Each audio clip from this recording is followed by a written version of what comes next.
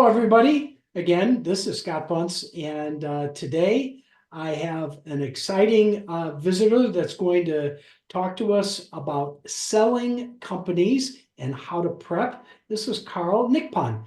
Carl, thank you so much for joining me today. Scott, it's great to be with you. Thanks for the invitation. You bet. Carl spoke at my Vistage group, and my group was a diverse collection of small business owners, CEOs, and some people that don't own companies. But Carl, you did a fantastic job customizing this to everybody in the room. And one of my takeaways was even if you don't own the company, having you involved with owners in advance as you prep for sale or potentially prep for sale could really make a difference for you. So, with that said, can you give us kind of a recap of what you spoke about and how it applies to all three of those groups? Sure, absolutely. So in the end, my role, so I can maybe help if I back up a little bit and give a little bit of context for my background. I was third generation in a family business. Some people might have heard of it. It was Genghis Foamware, Savvy Foamware on your bridal. And so we had that business that I sold in 2019. And after doing that, a number of people who were around me and knew that I was teaching as an adjunct in the MBA programs at UGA said, "Why are you not helping business owners do what you accomplished?" And after I heard the number of times, I thought, there must be something here.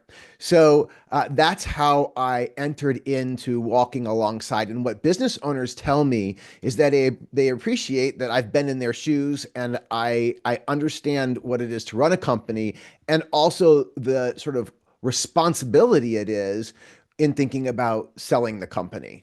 So that's just a teeny little bit of background. And now specifically, what we looked at in the conversation when we met with your Vistage group and that sort of different sets of groups of people is, if you're thinking from the owner's perspective, then, how do I secure my future given this long standing effort that has been, a lot of work on my part, and it might even have been from generations before you.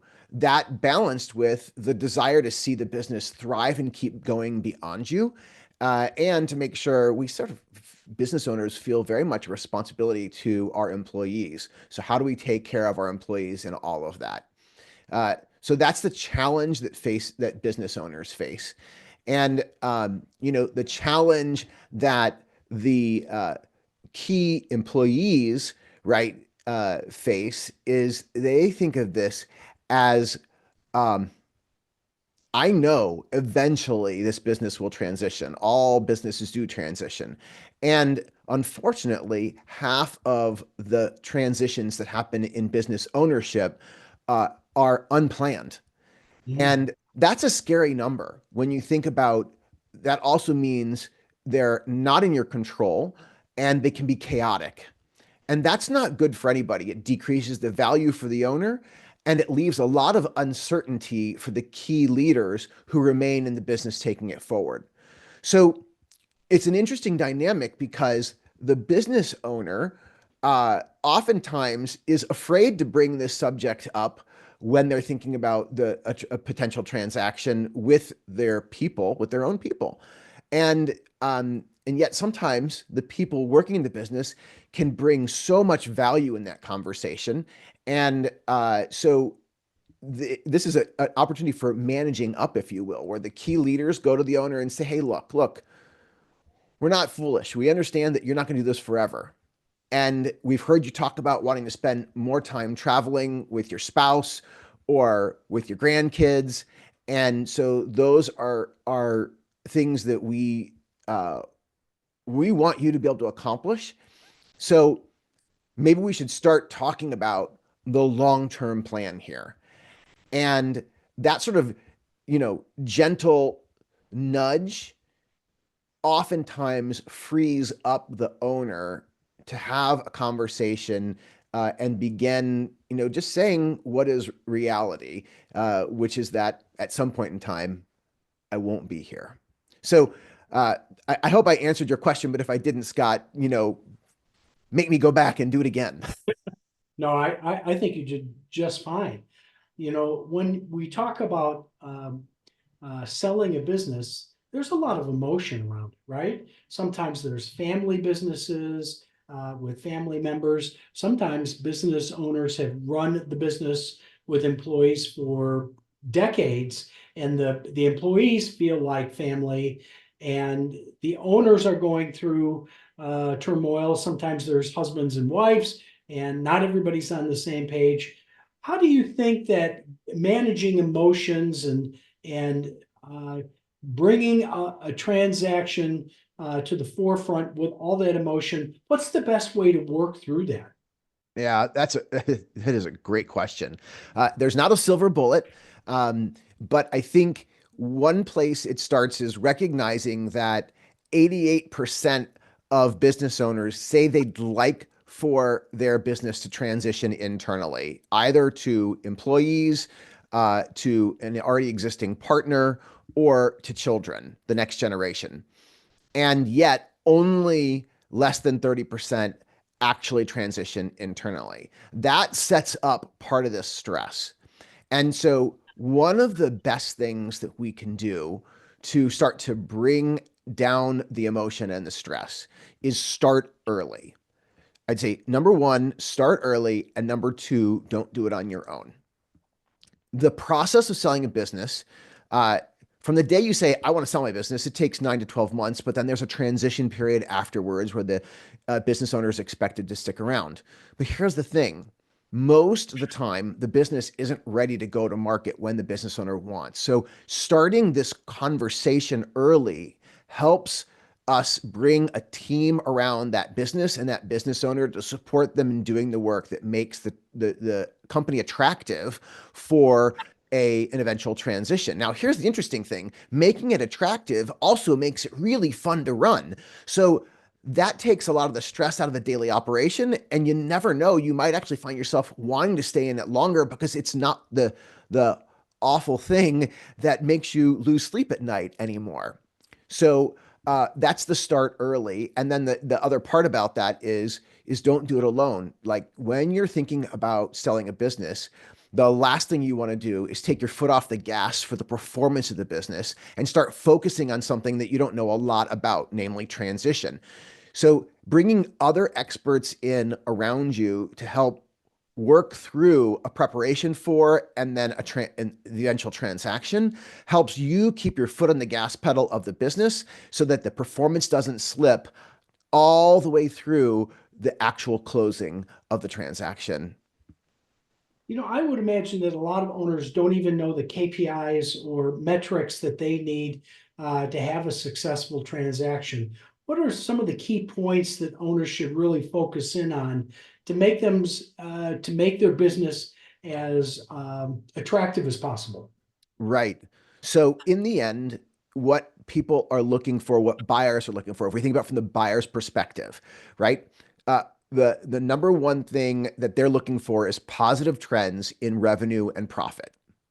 And so I I know that a lot of people hear about their business owners, hear about their friends at the country club, all those kinds of things, boasting and talking about their transactions and how their revenue looked. Here's the thing: I have valued businesses for $10 million revenue or $50 million revenue, and both of them had about $1 million in net profit. So you might think before you knew that last bit of information that, oh my goodness, the $50 million in revenue business was so much more valuable. And it's not. Because what at the end of the day, the question is, what's this business's ability to generate cash flow? And that comes down to basically profit plus some non-cash add backs. And that's how we get to what's called EBITDA. So we want to make sure we have positive trends in those things. And the other thing is that we want to make sure that this is not all dependent on the owner. Owner dependency is the number one reason that businesses will not transition. So we mentioned that only 30% of businesses will transition internally. only 20% of businesses that go to market will actually transition. That means that we have a lot of businesses that literally just wither and die. And that is not okay. And that's part of the reason why I have conversations like this, because I very much want to help business owners get the future that they seek. Absolutely. One of the things you spoke about in the meeting was reoccurring revenue, and that kind of stood out to me. Can you just take a second and talk about the importance of reoccurring revenue? Maybe give an example? Sure, absolutely. So when you think about businesses, there's project revenue, there's revenue that repeats from repeat customers, and then there's contracted reoccurring or subscription revenue. So let's take those three buckets. The first one is project revenue. uh, you call up and you say to a landscaper, I have a retaining wall that is falling apart, and I need someone to come in and rebuild it, fix it, straighten it up, secure it so that it doesn't fall down again. I'm, concerned about the land around it. They're going to come, they're going to quote that project, they're going to do the fix, and then that's going to be the end of that relationship around the retaining wall. So So one-time transaction. one-time transaction.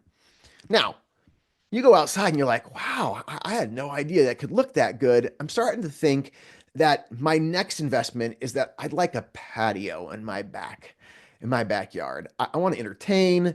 And so you call back that landscaper and say, hey, do you do work on clearing land and creating a patio? Because I have this vision. Can you help me accomplish it? Sure, I do. I can come back and help you do that. Right? Another project quoted, quotes accepted, work gets done, we're pleased. Now I'm a repeat customer. I've come back to that provider a second time, and I might come back a third time, right, and do the work at on the front right landscape. So that's how I graduate from being project to now a repeat customer. Now,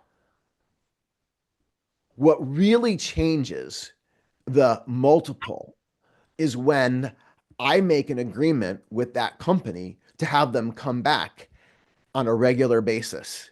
And I say, you know what? I don't have to worry about anything outside anymore. Can you come every week and do the lawn and the trees and make sure that there aren't leaves in my gutters? And we come up with an agreed price. And I know that every week that's going to happen. That is now reoccurring contracted revenue. Another version of that would be a software subscription where I'm paying Microsoft every month for all the seats of Microsoft Office that I use. Yeah, I think a lot of owners are out there and they're trying to make big sales or a big transaction, but there's a difference between the reoccurring versus the one time, and especially when it comes to the valuation of the business. So it's Right now, good now to here's know because that changes how owners are going to go after new business. That's right. And it does. And I don't want to leave people thinking, oh, I shouldn't do projects. That's not the case. The question is, can you do projects as a way to introduce yourself, kind of test the waters of this relationship with somebody? They fall in love with you, they experience your good work over very low risk. And then you set the hook and you say, well, you know what? There are opportunities for us to make your life easier. Let's have that conversation. And now you've entered into a recurring relationship.